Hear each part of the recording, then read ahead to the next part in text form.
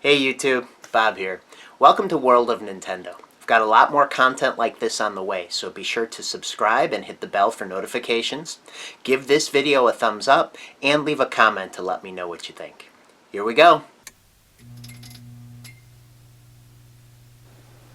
This is the next edition of my Nintendo Unboxed playlist, and it could be considered the part 2 to the unboxing of the US NTSC cartridge version of Metroid that I took a look at last time. And by the way, if you haven't seen that video, I will put the link to it in the description for this one. And in that one, we took a look at that cartridge version, and right off the bat, you can see some stark differences between the two. Namely, of course, that this is for the disk system and is not a cartridge version of the game. And in my Legend of Zelda unboxing videos for both the cartridge and the disc system, I mentioned that there were 2 releases on those 2 different formats.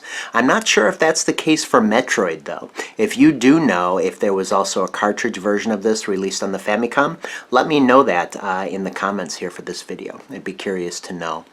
But in addition to the different format here, this being on the disc system instead of a cartridge-based system like the NES, we do have some differences in the actual box art, which I actually quite prefer the Famicom disc system version here because we have an awesome hand-drawn rendition of Samus Aran.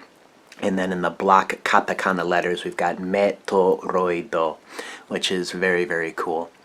So just like we took a look at with the original Legend of Zelda disc system release, we've got kind of a plastic, soft plastic case here, sealed by a sticker that says disc card, and then we've got the Famicom disc system mascot, Diskun, which if I can unfold him here, let's see, I don't know if it's stuck on the inside or not, but let's see if we can take a look at Diskun. Is he going to come up and say hi? Yeah, there he is. There's Diskun. Little mascot for the Famicom disc system. You can see once you broke the seal on the sticker, it actually said void. Some of the sticky substance would stay here, and then keep void printed there on the box. But we do have kind of 2 boxes here. We've got the soft outer case, and then the harder plastic case where the disc actually resides. And then inside we've got a warning card just like the Legend of Zelda. And then the instruction manual here, which is quite thick. And of course, part of the reason for that is it's in quite a condensed format here.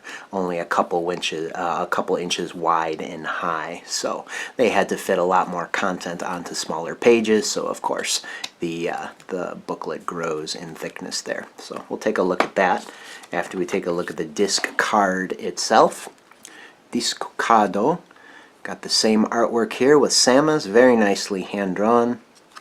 Flip it over here, letting you know that this is an A, B, or dual-sided disc. And that is, of course, because there is a lot of information to save, both your progress and your powering up with the various suits and cannons or guns in this game. Needed to keep track of all that. So at the time, this was the most economical way to do that with the read-write feature of the disc system. A little bit of a finicky system. You had to be very careful with the discs and of course not touch them or expose them to extreme temperatures, just like any other magnetic medium. So that's what this card is warning you about, I'm assuming. So that's kind of the insert for the harder plastic case. And then third tier of protection here, after we get through the 2 plastic cases, then we've got the paper sleeve, which is prompting you not to touch the film in there. And then again, this says Kado, and then a bunch of kanji that I can't read. Juyake. Oh, my katakana's horrible. To.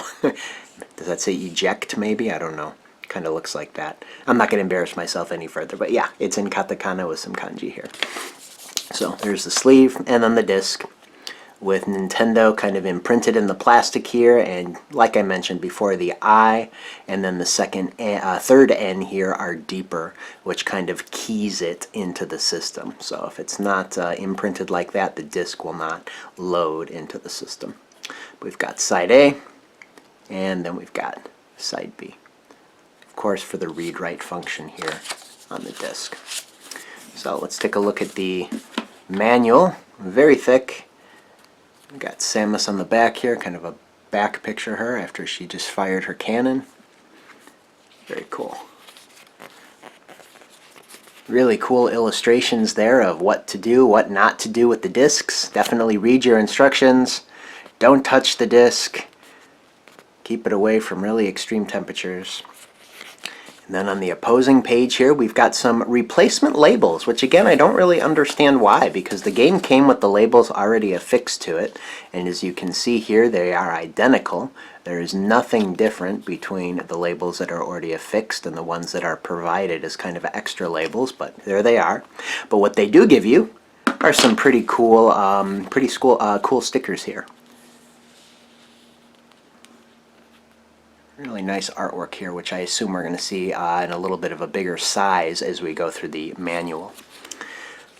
Much like we discovered with the Legend of Zelda manual, they used the same artwork in the US cartridge version of the manual and then again in the Japanese disc system version of the manual, because why wouldn't they? Awesome artwork, but hey, as I say that, I'm seeing some artwork that I don't remember seeing in the original, or not in the original, but in the cartridge version of the game that we took a look at. So already some different artwork, I think. What I like about these pages is that they're not glossy, they're matte. I've always preferred that as an aesthetic. But yeah, right away some very different artwork.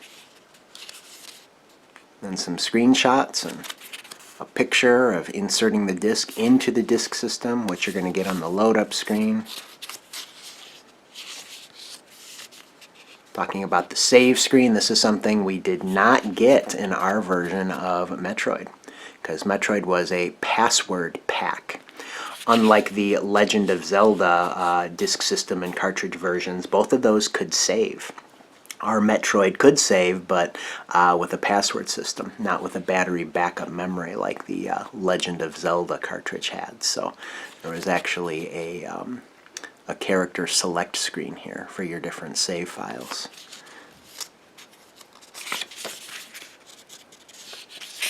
So we continue on.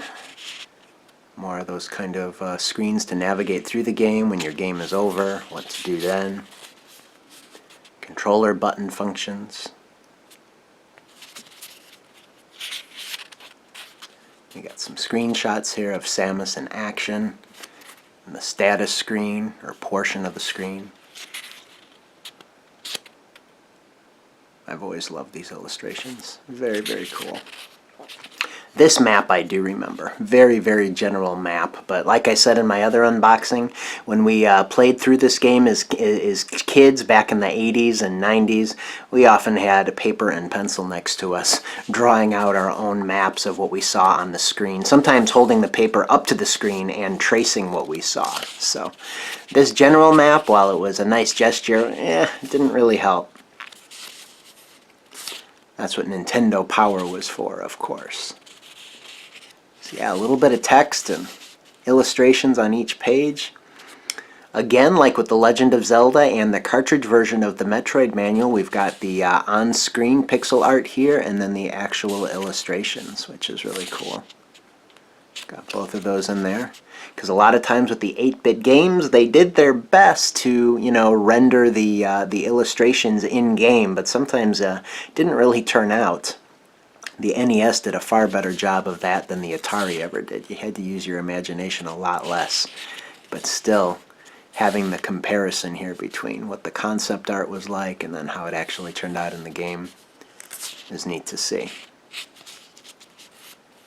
So kind of going through the bestiary here, all the enemies that you're going to come across, including bosses, mini-bosses, Ridley.